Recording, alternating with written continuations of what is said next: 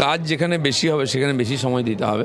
নিঃসন্দেহে সব জায়গায় যাব, সব অফিসে গিয়ে সবার সঙ্গে কথা বলবো। খাদ্য ভবনের দিকে নজর রাখতে হচ্ছে, দায়িত্ব বুঝে নিচ্ছেন দিলীপ ঘোষ। কৃষকদের তুলে নিয়ে আসা যায়, তারা 2 টাকা কিলো করে আলু বিক্রি করে, সেটা যেন না হয়, ক্ষতিতে বিক্রি করা, সুসাইড করে, তার পরিবর্তনের জন্য আমরা ভাববো, পরে চিন্তা ভাবনা করে রাস্তা বার করবো।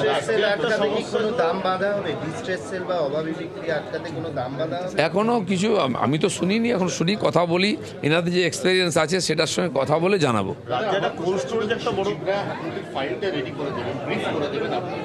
শৈশবগুলো আপনাকে করতে হবে। এক্ষেত্রে আপনি কি এক সপ্তাহের যে 6টা দিন, আপনি কি দিন ভাগ করে করে এই 3টে দপ্তরে বসার কথা ভাবছেন? দেখে যে ওখানে কাজ যেখানে বেশি হবে সেখানে বেশি সময় দিতে হবে।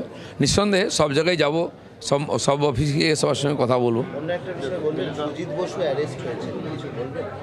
এখন চলছে ইনকোয়ারি, দুর্নীতি ইত্যাদি বিভিন্ন কমপ্লেন আছে, কোর্ট দেখবে এইসব ব্যাপারটা।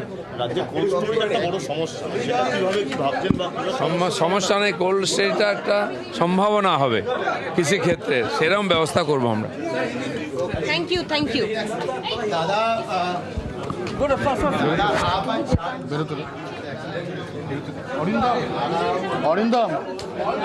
অরিন্দম আমাদের খাদ্য ভবনে আপনারা দেখছেন পঞ্চায়েত মন্ত্রী দিলীপ ঘোষ।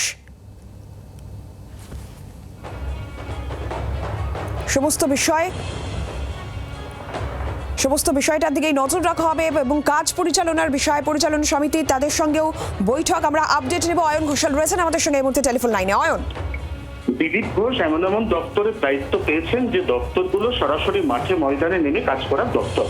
দিলীপ ঘোষের নিজের ব্যক্তিগতভাবে অনেকদিন ধরেই পঞ্চায়েত গ্রাম উন্নয়ন দপ্তর পছন্দ ছিল, তার মধ্যে তিনি কৃষি বিপণন দপ্তরের দায়িত্ব পেয়েছেন।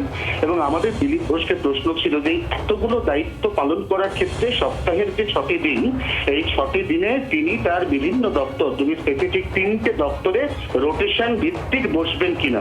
দিলীপ বাবুর বক্তব্য হচ্ছে যে দপ্তরে তিনি যখন বেশি কাজ জমে যাবে সেই দপ্তর তখন অতি ঘন ঘন ভিজিট করবেন। এবং তিনি প্রাথমিকভাবে আজকে কৃষি বিপণন দপ্তর, যে দপ্তরের উপর সুফল বাংলা থেকে শুরু করে কৃষকদের ন্যায্য মূল্য পাওয়া, আলুর দাম, আলুর হিমঘর, এই সবকটি অত্যন্ত গুরুত্বপূর্ণ ফ্যাক্টর যে দপ্তর হ্যান্ডেল করে, সেই দপ্তরের মন্ত্রীর দায়িত্ব পেয়ে আজই প্রথমবার দপ্তরে এসেছেন দিলীপ ঘোষ। তিনি প্রাথমিকভাবে একটা আলোচনা করেছেন সচিব পর্যায়ে, এরপর আরো বিস্তারিত তিনি সমস্ত ফাইলপত্র বুঝে নিয়ে তবে প্রয়োজনীয় যে সমস্ত পদক্ষেপ সেগুলো নেওয়ার নির্দেশ দেবেন। ধন্যবাদ অয়ন। বাংলার আওয়াজ, বাঙালির আবেগ, জি 24 ঘন্টা।